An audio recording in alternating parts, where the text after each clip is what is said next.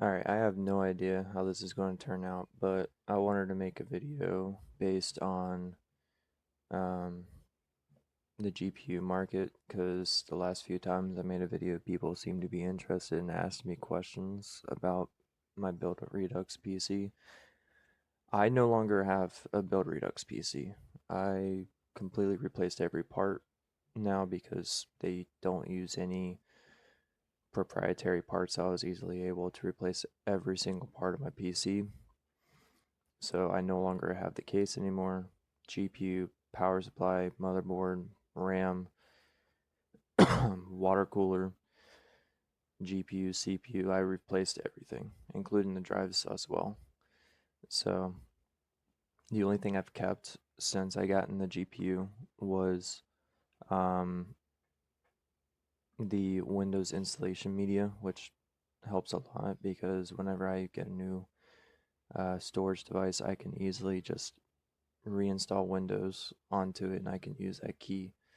So it's pretty nice to have. And Windows actually, if you sign into your Microsoft account, you don't even need that anymore. You just need the physical disk or thumb drive. I believe Build Redux still provides a thumb drive. So it's not too bad anymore. But let me go ahead and get rid of this dumpster fire image. So it's no secret, GPUs are hard to get right now. Right now I'm using a 4070 Ti Super, which I am completely fine with, so I'm not even going to upgrade unless I run into an amazing deal. But I'm probably not going to upgrade my GPU until like the 6000 series. But this video is made more for the people that are trying to get into PC gaming or they're upgrading from like the 20 the 2000 series or older. Because games are getting incredibly difficult to run with like uh, the Elder Scrolls Oblivion coming out using Unreal Engine 5 with ray tracing as default. Games are getting incredibly difficult to run. I still recommend for people who are getting into PC gaming to look towards Build Redux because their PCs tend to be pretty good for the money when it comes to pre-built PCs. Obviously, you can save money if you can build it yourself, but I want to show you some examples of that not being possible right now with people scalping, possible tariffs affecting the market. I don't think it is, but the tariffs could be causing Nvidia and the AIBs, the people who make the aftermarket cards, to increase their prices to offset any kind of tariff um, shortage and stuff like that. So take this for example, the Better Gamer AMD Advance. I don't really use Intel anymore after their CPU started exploding, but Better Gamer AMD Advance. It's a good CPU, 7700X. Great deal. You can get that CPU off of Amazon, Newegg, Best Buy, Micro Center for pretty good price, but the GPU is what matters. This GPU is supposed to be $500 retail, but if I go to Micro Center and I simply just search up the 5070, you will find real fast that these are like almost half the price of the computer itself when it's supposed to be a $499 card.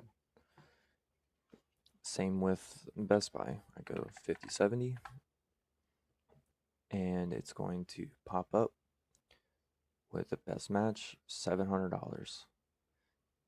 And that's just the GPU.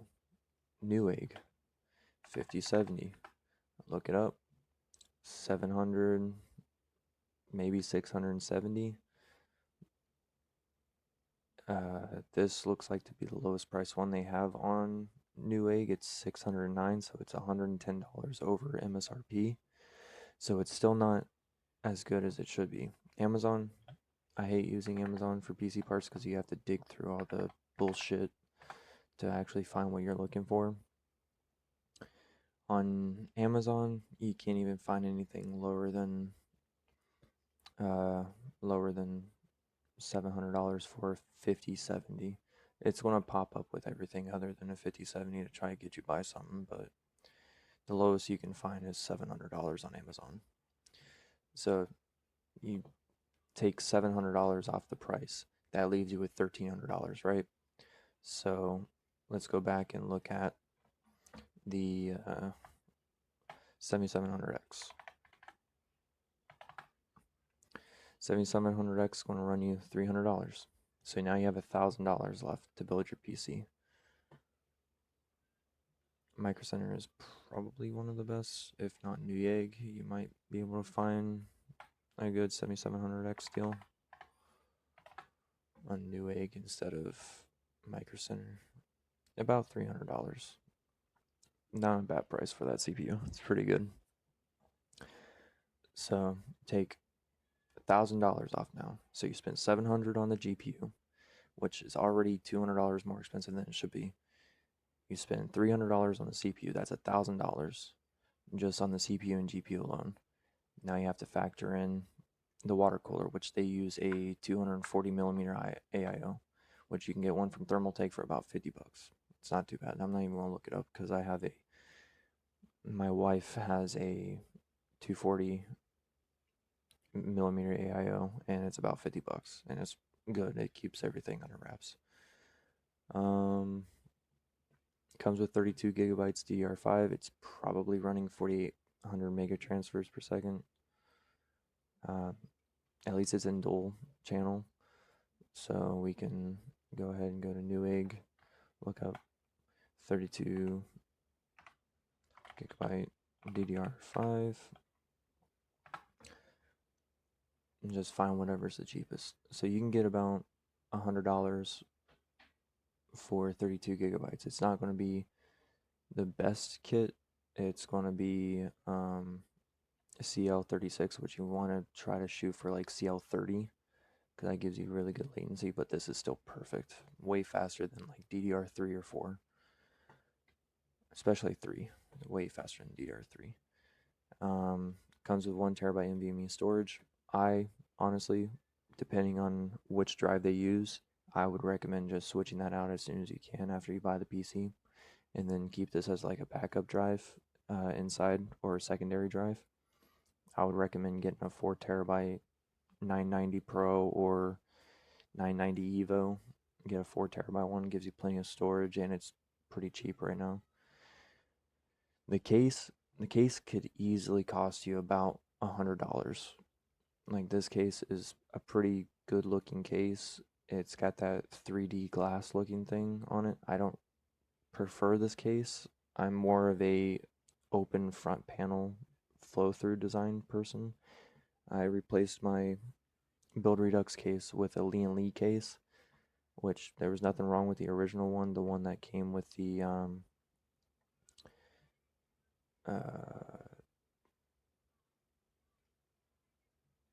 I don't know what they just did. I don't know what they're trying to tell me to do. I don't care.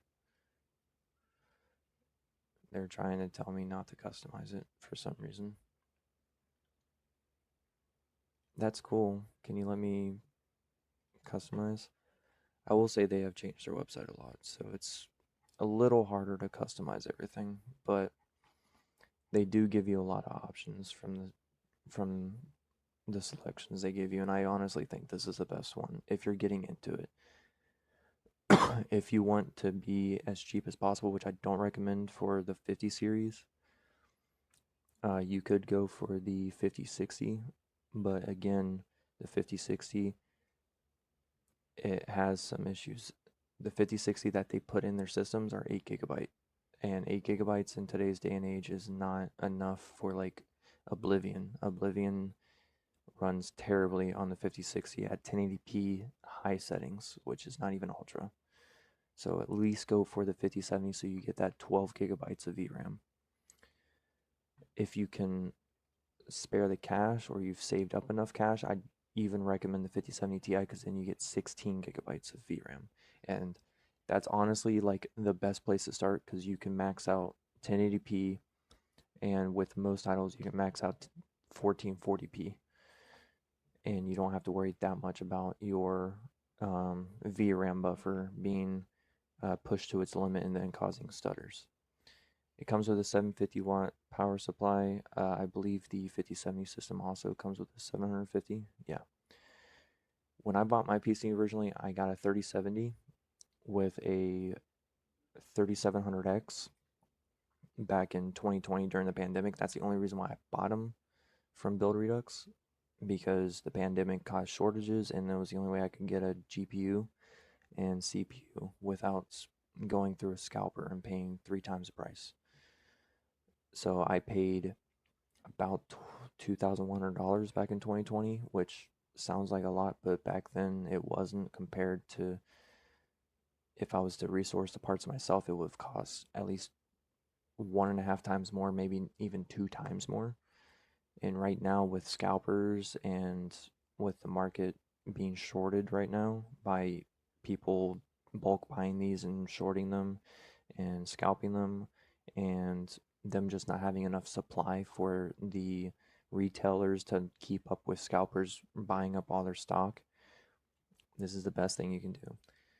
The Asus B650, not a bad motherboard. I would recommend uh, if you were to upgrade your CPU to like the 7800X3D, which that's what I have, and I highly recommend it over the 9800X3D because it's a difference of like 3 or 4 FPS when you have like a 5080. So with this graphics card, this CPU should be plenty, but if you want to just push a little bit more, the 7800X3D will last you 4 or 5 years of gaming, and that's what I plan on using for 4 to 5 years.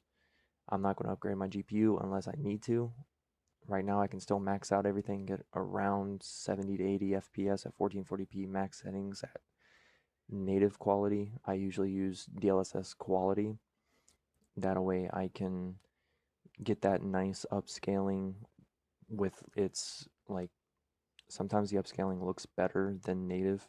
Sometimes it depends on the game, but I try to use the what is it? It's in the NVIDIA app where you can just, here I can show you. In the NVIDIA app, I can go to my games, and within the game, I can change the DLSS with DLSS override, so I can change it to whatever I want to do, and it will upload it to DLSS 4. I highly recommend going with the newer cards. If you play older games, and this is a very important thing to note, if you play older games that uses the NVIDIA PhysX engine, the 50 series does not play well with it. You have to turn NVIDIA PhysX off. If you buy the new GPUs or a system with the new GPUs in it, you need to turn NVIDIA PhysX off because they pretty much killed support for it. Because newer games don't use it anymore. And I think the last game they used it was like Mirror's Edge, so there's no point in using NVIDIA PhysX anymore, even though it made games look really cool. I know Battlefield was one of them that used NVIDIA PhysX. Correct me if I'm wrong in the comments, but I'm pretty sure it did for its destructible environments. So do be careful of that, but most games nowadays don't rely on PhysX, so you don't have to worry about your performance being cut in like 3/4. But yeah, try to go for this if you can, or if you want, buy the cheapest one that you want. I can't really vouch for Intel because I haven't had Intel in like 5, 6 years, so I can't say if they're good anymore. But don't go for any of these high-end ones because they're just absolutely ridiculous. I don't believe there is. Okay, this one right here is actually. I wouldn't recommend that one because it's a 5070. Well, the 5070 I would recommend, but I would prefer if people got the 5070 Ti because you get that 16 gigabytes of VRAM. But if you can only afford the 5070 and you want us to go underneath $2,000, this right here is not a bad deal because you get a 7600X, which is 6 cores. It's not terrible. It's actually really good. But I would try to go for the 32 gigabyte with, if you cannot afford any more, go for a 2 terabyte storage, and there you go. You get 2 grand, 2 grand for a PC, and this PC will last you upwards of 4 to 5 years before you really have to upgrade it. Because right now, games that are coming out right now, Oblivion, you can play it with a 2060. Granted, it's not a good 2060, or it's not good 60 FPS, but you can still run it. So that is me updating you on what I think is a good deal. If you're getting into PC gaming, you're not confident with building, and you don't have the money to pay for these outrageous prices that people are charging because they want to scalp the market, or you just can't find them because most of them are out of stock and you have to buy them from shady third parties. This one's actually in stock, but it's $700. So at least you can get it pre-made for you. That way you have a PC that you know that works, and you can return it if it's broken, or you can get a part replaced with their warranty, because their warranty does work and they will replace a part. I've heard I've heard in like very rare scenarios that their customer support has failed someone, but for the most part in the discords I've been in when I was still using a Build Redux PC, it was pretty good. I'm not sponsored by them. I'm too small of a channel to be sponsored. I just recommend this to everybody that is getting into PCs and they don't want to build their own PC and they don't have the money to do it. I recommend this. That way they can use like bread to finance the PC, and then they're good. You have a PC. By the time you pay off the PC with either a one-time payment or with financing with bread, you're good to go. You have your PC, and then you can upgrade parts as you go. You can upgrade a GPU if your GPU starts being 100% utilized, or you can upgrade your CPU if you start noticing your GPU is at like 10%, your CPU is maxed out at 100%. You can do that, but go for at least 32 gigs of memory, 2 terabytes of storage, 5070, uh, and whatever CPU you want. I would recommend the 7600X, but I don't really know the equivalent. Maybe a 12500F, 12400F. I don't know. Intel's not really my strong suit anymore. Not since the good old days of Intel before or AMD came out with their 1600X. That's all I have.